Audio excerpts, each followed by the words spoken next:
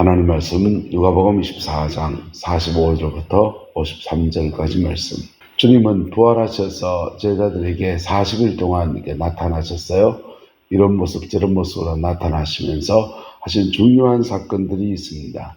중요한 사건들은 부활에 관해서 7가지 질문이라는 제목으로 제가 나눴어요. 예수님 부활은 사실인가? 주님은 말씀을 통해서 부활이 왜 일어나야 되는지를 설명하시고, 그리고 당신의 몸, 부활하신 몸을 현현해 주셔서 부활을 증거해 주셨습니다. 지금 2000년이 지났어요. 그래서 예수님의 부활을 지금 과학적으로 어떻게 증명할 수는 없어요. 왜? 그 증거와 증인들이 다 돌아가시고 자료가 다 사라지고 성경밖에 남은 게 거의 없습니다. 그리고 이스라엘에 빈 무덤, 예수님의 빈 무덤에 추정되는 빈 무덤이 있어요. 하지만 그 뒤에 살아간 삶의 모습들을 보면 부활은 사실입니다. 할렐루야. 그리고 왜 부활하시는가? 예수님의 부활은 구속의 완성이라고 했습니다.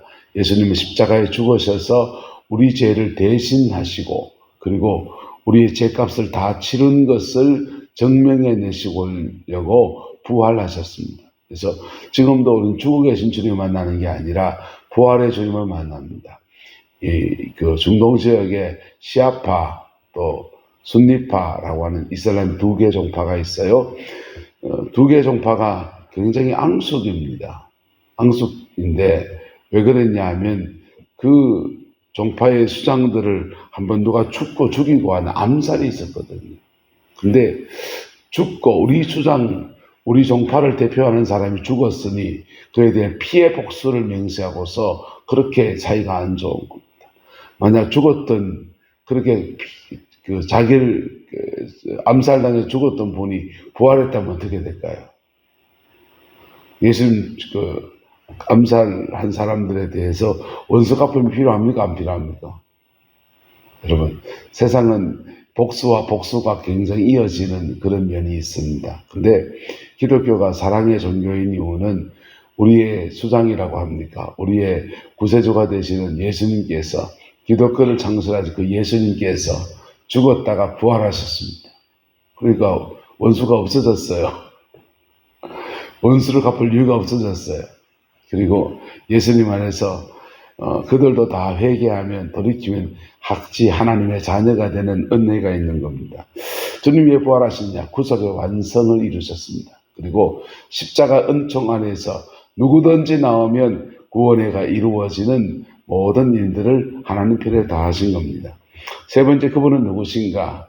예수님은 하나님의 아들이십니다. 하나님의 아들이십니다. 제자들이 하나님의 아들이라는 예수님의 호칭을 이해를 잘 못했어요. 제자들이 주님께 기도합니다. 주님, 우리 기도를 가르쳐 주십시오. 세례요한은 제자들의 기도문도 가르쳐주고 기도법도 가르쳐주는데 예수님도 나한테 좀 가르쳐 주십시오 라고 했더니 우리가 그렇게 늘 고백하는 주기도문을 가르쳐줬습니다. 주기도문 이렇게 시작하지요. 하늘에 계신 우리 아버지여. 하나님을 향해서 뭐라고 고백합니까? 우리 아버지여 라고 고백합니다. 근데 번역이 틀렸어요. 원래 번역은 뭐냐면요, 파테르로 시작해요. 파테르. 아빠, 이렇게 우리말로 하면 아빠. 그 다음 고백이 하늘에 계신 이여, 이렇게 넘어가는 겁니다. 그래서 제자들이 예수님께서 기도를 가르쳐 달라 했더니 주님이 거룩하시고 지존무상하시고 우리와 영원히 함께 하시는 존귀하신 하나님, 우리의 간구를 들으소서. 이래 안 가르쳐줬어요. 첫 마디가 아빠 이렇게 가르친 거. 네. 만약 제가 이 강다사에서 설교하다가 아빠 우리 사랑하는 거 믿어요 아빠 이렇게 기도 시작하면 교인들이 굉장히 당황스러울 거예요. 우리 목사님 왜 저러시지? 목사 어떻게 기도해야 됩니까? 하나님 아버지 우리를 붙들어 주시고 우리에게 긍휼과 자비를 베풀어 주시고 주여 이렇게 뭐 거룩한 척 하면서. 근데 예수님의 기도법이 이렇습니다. 아빠 하늘에 계신 이여. 도치구문으로 되어 있습니다. 그 기도법을 가르쳤는데 제자들이 예수님처럼 하나님한테 아빠 하늘에 계신 분이시여 할 수 있었겠어요? 못했습니다. 예수님이 십자가에 달려 죽은 제목은요, 로마의 법정에서는 유대인의 왕이라고 했던 모반죄, 반란죄입니다. 근데 성전에서는 네가 독생하신 전능하신 그분의 아들이냐, 하나님의 아들이라는 제목이에요. 신성모독죄입니다. 신성모독죄. 예수님은 고백으로 난 하나님의 아들이다 하는 하나님의 아들됨에 대한 자의식 가지고 있고, 그 신성모독이고, 두 번째, 하나님이 거하시는 성전을 정결케 한다 하는데, 그 성전을 주관하는 사람, 하는 사람 중에서 성전을 소란케 한 죄입니다. 장사하는 사람 없고, 비둘기상 없고, 돈 엎어치우고, 난리 쳐가지고, 6월절 제사 드리려고 준비해온 사람들, 그 모든 업무들의 혼란을 초래한 죄, 성전을 소란하게 한 죄입니다. 성전, 하나님의 임재가 있는 성전을 그렇게 하다니 성전 모독죄입니다. 그래서 유대인들에게는 성전을 모독하는 죄, 그리고 하나님의 아들, 친아버지처럼 하나님을 고백한 죄, 두 가지 신성모독이에요. 이 제목인데 제자들이 아빠! 할 수 있겠어요? 못해요. 잡혀갈 일이 있습니까? 예. 근데요, 그들이 성령이 그들에게 임하시니까 성령 안에서 그들이 속에서 그 성령 안에서 그들의 영이 아바 아버지라고 부르짖느니라. 할렐루야. 예. 양자의 영을 우리에게 부어주셔서 그래서 성령을 또 다른 표현으로서 양자의 영이라고 하는 것. 우리를 하나님의 자녀 삼으시는 은혜를 베푸시는 영. 그렇게 하나님이 우리를 자녀 삼으시는 은혜를 베풀어 주니까 그 성령 안에서 로마서 말씀에 하나님을 향해서 아빠 나으시잖아. 그렇게 부르짖는 하나님의 자녀의 고백을 이루어내는 은혜를 주십니다. 근데요, 예수님은 우리와 동일하게 맏형처럼 하나님의 첫 아들이시고 둘째 아들, 셋째 아들, 넷째 아들, 24번째 아들, 만몇 번째 아들이 되겠지만은 그 하나님의 아들됨에서 더 넘어서는 겁니다. 예수님은 성자 하나님이십니다. 하나님이십니다. 할렐루야. 우리는 하나님이 아니에요. 우리 하나님의 자녀예요. 그분은 하나님 아들이시에요. 그분이 십자가에 죽으시고 그분이 부활하셔서 우리 안에 계신 거예요. 우리 안에 계신 거예요. 그래서 부활의 진리를 마음으로 고백하는 사람들은 내가 하나님의 아들됨에 대한 은혜를 알아요. 그리고 하나님의 아들 되신 그분, 성자 하나님이신 그분이 지금 내 안에 들어와 있는 거예요. 그때 신앙은 새로운 차원으로 넘어서게 되는데 그때부터 부활의 승리의 길이 열립니다. 부활 승리 따라합니다. 부활 승리. 예수님을 믿어서 부활의 생명을 받았어요. 생명 받은 사람들이 다 그의 삶의 자리 안에서 부활에 승리하는 건 아니에요. 수없이 무너지고 수없이 쓰러지고 아예 이기려고 생각도 안 하는 사람들도 많습니다.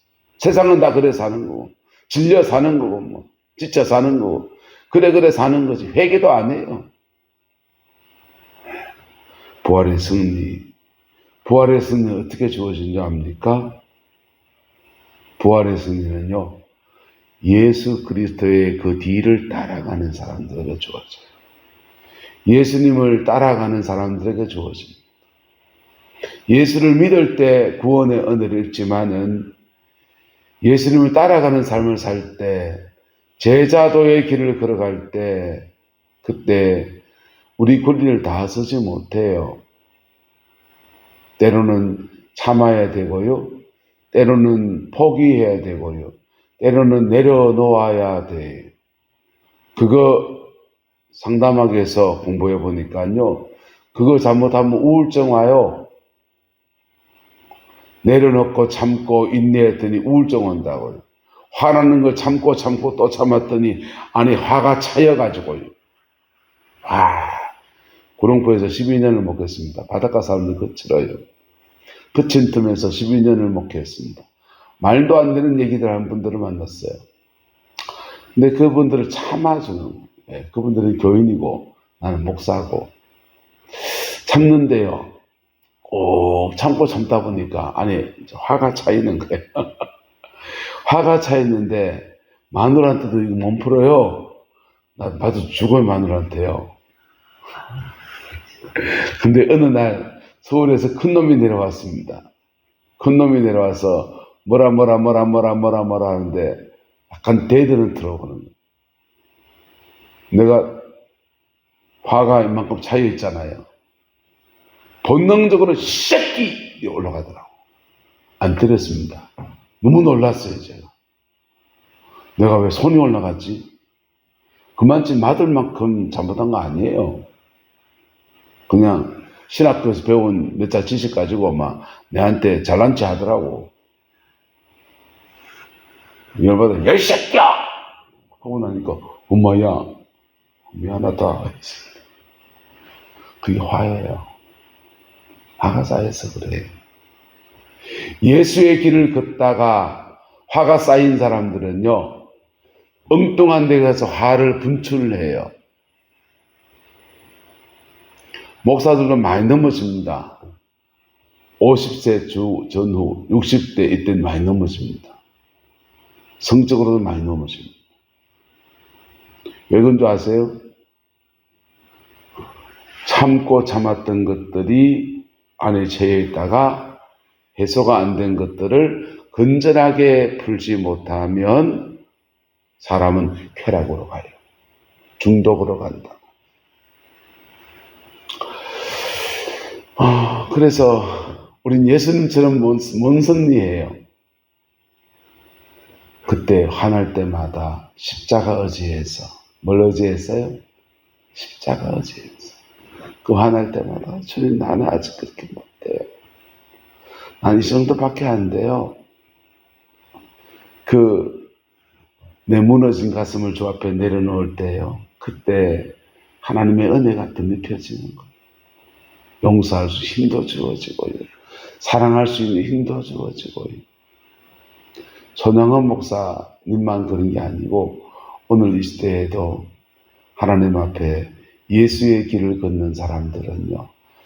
자기 앞에 아들 죽인 그놈이 없어 그렇지 닥치면 하게 돼 있어요. 예수의 길을 걷는 사람들에게. 근데 시어머니가 용서 안 되는 거 왜입니까? 근데 미운 그 인간이 용서 안 되면서 맨날 끙끙거리는 건 뭐입니까? 예수 안 닮아가서 그래요. 난 이 정도니까 안 하고 말 거야 라고 그냥 내 손을 끊어서 그래요. 난 이거 부족해요. 근데 말씀은 용서하라고 하시네요. 그때 자기의 속마음을 하나님 앞에 물같이 토해놓는 겁니다. 물같이 토해놓을 때 성령의 생수가 확 임하면서 내 안에 억울한 마음, 분한 마음을 이겨고 극복할 수 있는 은혜를 주시는 거예요. 할렐루야. 그때 부활의 승리의 길을 걸어갑니다. 찬송 하나 할까요? 가시밭에 백합화 예수 향기 날리니 할렐루야 아멘. 가시밭에 백합화가 예수님 향기 날릴 때 그걸 부활의 승리라고 그러는 거예요. 할렐루야. 또 하나 승리하는 것은 따라다 예수님께 주권을 드릴 때 주인 되심을 올려드릴 때입니다. 우리는 죄에 대해서 말할 때 사람들은 자꾸 윤리적인 죄를 죄라고 생각해요. 네. 그래서 간음한 죄, 도둑질한 죄 이런 게 죄라고 생각합니다. 죄 맞아요. 근데 개인 윤리에 관한 죄예요. 그 죄의 깊은 뿌리에 뭐가 있습니까? 에덴 동산에서 아담과 하와 지은 죄는 하나님처럼 되려고 한 거였어요. 에덴 동산에서 하나님은 동산의 모든 것을 아담과 하와에게 맡겨주셨어요. 맡겨주셨는데 맡겨주신 것에 순종하며 행하며 갈 때 그때 성령이 늘 임하시는 거예요. 생명나무 과실을 먹으면서 거기 이렇게 거하는 겁니다. 근데 그 사람들이 에덴 동산을 주인으로 준 건 아니에요. 맡겨주신 거지. 뭐 하신 거라고요? 맡겨주신 거예요. 맡겨주신 것이기 때문에 니는 네 맘대로 못하는 게 한 게 있다 하는 게 있어요. 그게 선악과입니다. 우리의 삶에도 주님이 믿고 신뢰해서 맡겨주셔요. 맡겨주시는데 이거 네 거 아니다 하시면서 신발 하나 딱 놔둔다고. 그게 돈에는 11조예요. 시간에는 주일이에요. 사람 중에는 주의 종입니다. 그래서 이 주님의 주권 안에 있는 것들 건드리면 안 돼요. 목사 머저리 같을 때도 있고요. 엉뚱한 짓 할 때도 있고 죄된 거 있어요. 연약함도 있고. 죄된 것 정도가 아니라 그냥 코드 안 맞는 거는 여러분 아무도 코드가 안 맞습니다. 여러분 입안에 혀도 가끔씩 씹어요 안 씹어요? 입안에 혀처럼 입안에 혀처럼 해줄 인간이 없습니다. 여자하고 살아보니까 여자들은 말 안 하고 그냥 알아서 잘해주기를 바라더라만요. 몰라요. 뭘 잘해줘야 될지. 말씀을 하셔야 돼요. 눈치가 백단인 분들은 혹시 모르겠지만 그런 분들은 눈치 보다가 단명해요. 일찍 죽는 신랑 원하면 자꾸 그런 거 원하셔서 사모님. 포기하세요 그냥. 말을 하시라고. 이거 해달라고 정확히 얘기하시라고. 근데 입안에 혀처럼 해줄 신랑도 없고 아내도 없고요. 자식도 못해요. 하물며 남일까요? 누가 입안에 혀처럼 해줍니까? 못해요. 그저 서로 이렇게 한 방향을 향해 가면서 하나님 안에서 지체로서 서로 섬겨가고 세워가는 겁니다. 때로는 죄가 나올 때도 있어요. 그걸 보혈로 덮어가면서 함께 안고 가는 거예요. 목사는 교인들을 그렇게 해야 되고요. 교인들도 부족하지만 목사 그렇게 중심만 하나님 앞에 가면 부족함이 있어도 중심만 하나님 앞에 이렇게 가고 있다면 그렇게 가야 돼요. 그렇죠. 가다 보면 때로는 사건 같은 놈도 있겠죠. 근데요, 그때 그 고비를 이렇게 지나가면 이상합니다. 그런 사람들에게는 하나님은요, 만남의 축복을 줘서 니는 그 사람, 그런 목사 만나서 안 되니까 좋은 목사 바꿔치기 해줘버려요. 하나님의 주권에 의해서. 근데 이게 돌길이 상류에서 계속 부딪히면서 막 깨지고 그래 하면서 이제 깎여 나가듯이 목사는 교인들 때문에 뒤 깎이고요. 교인들은 목사 때문에 뒤 깎이고요. 또 교인은 교인들끼리 또 뒤 깎이고 부당탕 할 때는 저 상류에 있는 것들 다듬어지고 깎여지면 몽골하면 몽돌이에요. 몽돌된 사람들에게는 몽돌대처럼 온유한 목사님이 되면 하나님이 온유한 사람 붙여줘요. 왜? 더 부딪힐 일이 필요 없으니까. 할렐루야. 그리고 동글동글한 몽돌 같은 목사님들은요, 거친 돌이 돼서 꽝꽝거리는 사람도 아니고, 나도 한때, 뭐가 나가 여리콩 저리콩 해가지고, 못난들을 정 만다고 정 많이 맞아봤다. 그래, 이해한다. 그 마음이 있어요. 긍휼히 여기는 마음이 있어요. 만남의 축복이 함께하게 되기를 예수님의 이름으로 축복합니다. 자, 인생의 주권을 주님께 올려드리는 거예요. 에덴 동산의 선악과가 하나님이 에덴 동산 전체의 주인 되심의 심벌이었죠. 우리의 삶에도 하나님이 우리 인생의 주관자이십니다. 역사를 주관하신 분은 주님이세요. 내 인생을 주관하신 분이 주님이세요. 인생을 좀 살아본 사람은 알아요. 좀 살아보니까 참 이상하죠. 폭삭 속았수다 드라마에도 그러더만요. 글 쓰신 분이 크리스찬인지 아닌지 모르지만은 인생 다 심은 대로 가는 기다. 펄펄 날아다니면서 여자들 꽁무니만 쫓아다니는 그놈하고 튼실하게 지가 덩치키면서 하나하고 어째 똑같노. 여러분, 인생 심은 대로 가요. 지금 내게 주어진 삶의 자리 상황들을 하나님이 주셨다고 믿어야 돼.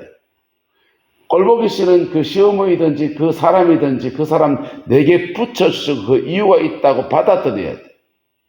그리고 그 속에서 내가 그리스도 안에서 살아가려고 몸부림치면 찬송은 다른 찬송이 나옵니다. 따라 불러볼까요? 시작. 이 풍랑 인연하여서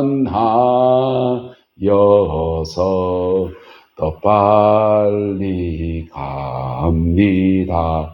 그 풍랑 때문에, 그 사람 때문에 더 많이 기도하고 그 사람 때문에 더 몸부림치다 보니까 더 빨리 가는 거예요. 이게 하나님이 그 사람을 내게 붙이신 중요한 이유 가운데 하나예요. 그리고 더 깊이 들어가면 가시밭에 백합화 찬송으로 가는 거예요. 할렐루야. 이게 부활의 승리입니다. 19세기 영국이 아메리카 대륙을 발견하고서 거기다 식민지를 건설합니다. 많은 영국 사람들이 미국에 갔어요. 그리고 가면서 그 사람은 서부 개척하고 이주해 갈 때 그때 인디언 부락을 얼마나 많이 파괴한지 몰라요. 많은 사람 죽였어요. 그리고 그 죽인 그 자리에다가 예배당 세웠습니다. 그리고는 인디언 복음 전하겠다고 해요. 복음 안 받아들여요. 내 가족을 죽인 놈의 복음을 무슨 놈의 복음을 받아들여요. 그래서 아메리카 인디언들 중에서 그리스도인들 비율은 1%, 2%밖에 되지 않아요. 지금도.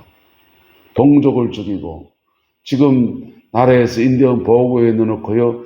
사람들한테 세금으로 돈 주고 그러는데요. 안 믿어요. 네, 그들을 죽인 자들이 가지고 온 복음이었어요. 그때 19세기 선교를 나쁜 말로 이렇게 말합니다. 제국주의 선교라고. 제국주의 선교다. 미국에 대한민국의 처음 선교사가 토마스 선교사, 영국 사람이에요. 대동강에 와서 순교했다고 그랬어요. 역사학자는 그 무슨 순교고 그럽니다. 미화시킨 거지 무슨 순교냐? 왜요? 그 사람 타고 온 배가 제네럴 셔먼호예요. 미국의 상선이었는데 대포 가지고 쏘면서 조선이여 개항하라! 대포를 쏘니까 질 나쁜 무기 가지고 있는 조선 수군이 감당 못해가 멍하니 지켜보고 있습니다. 숨어 있습니다. 불행인지 다행인지 그 대동강 하고다 보니까 밀물, 썰물이 있지 않습니까? 썰물이 돼서 바닷물이 쭉 빠져나가고 나니까 모래톱에 배가 걸렸어요. 지형을 잘 모르니 너무 깊이 들어갔다가 그냥 걸려버린 겁니다. 그때 조선수군이 상류에서부터 불섭에다가 나무까지 불섭에 불 질러가지고 그게 떠나보낸 배가 나무로 만든 배가 불에 타기 시작했어요. 불에 타기 시작하니까 저저 모래 벌판으로 미군 상선에 있는 사람들이 내리기 시작하는 거예요. 대포 쏘면서 의기양양하게 조선이여 개항하라 했다가 살려주세요. 그래 내려오는데 한 사람씩 죽창으로 찔러 죽이는 거예요. 그 죽은 사람 중에 한 명이 토마스 선교사예요. 순교입니까? 개죽음입니까? 역사적으로 보면 개죽음입니다. 근데 그냥 한 명의 그리스도인이 그냥 그 상선 타고 왔다가 죽은 거하고 비슷한 겁니다. 근데 아이러니하죠. 그렇게 죽은 죽음을 죽어갈 때 그리스도의 한계가 그에게 마지막으로 나타나는 거예요. 두루마리 성경을 가져와서는 형제여 하면서 자기를 찌른 자에게 줬어요. 그 성경을 이분이 종이가 귀한되니까 집에 가져와가지고는 죽은 사람 준승리를 적이니까 찝찝할 수도 있는데 자기 집에다가 도배지로 썼습니다. 도배지로 썼는데 그 성경을 하면서 누워있다가 저 뭐라고 써놨노? 한자 있다가 이분이 회개합니다. 그리고 자기 집을 교회로 들었어요. 그게 널다리 골 교회예요. 그 교회가 평양의 장대현 교회입니다. 그 대부흥이 일어난 교회가 그렇게 세워진 거예요. 자, 19세기 선교를 이렇게 제국주의적 선교, 제국주의와 함께 간 선교였다라고 말을 합니다. 아프리카의 리빙스턴, 아프리카 전체 흑인들에게 복음을 전한 위대한 전도자라 알고 있어요. 그분요, 아프리카 지도를 했습니다. 선교사를 그러는 지도 들고서 노예 상인들 노예 잡으러 다녔습니다. 제국주의입니다. 예수의 승리가 아니라고요. 근데 하나님은 그 죄성 있는 선교 사역 안에도 들어 사용하셔서 복음을 전할 수 있는 은혜를 주신 거지요. 인도 같은 나라들요, 수탈과 착취를 당하는데 영국 사람들이 예배당 세웠습니다. 힌두교에서 벗어나지 못합니다. 왜요? 그 나쁜 나라가 전하는 종교, 이게 제국주의 선교. 근데 오늘 우리가 진정한 복음이 뭡니까?